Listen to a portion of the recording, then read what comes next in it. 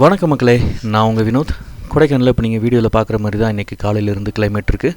ஃபுல்லாக மிஸ்ட்டு தான். டே டைமில் ஃபுல்லாகவே மிஸ்ட்டு தான். இன்றைக்கி கொடைக்கானல் வந்திருந்தவங்களுக்கு தெரியும், இங்கே இருக்கிறவங்களுக்கும் தெரியும். அந்தளவுக்கு ஃபுல்லாக மிஸ்ட்டு கவர் ஆகி டவுன்லேருந்து எல்லா ஏரியாவிலையும் ஃபுல்லாக மிஸ்ட்டு ஃபார்ம் ஆகிருந்தது.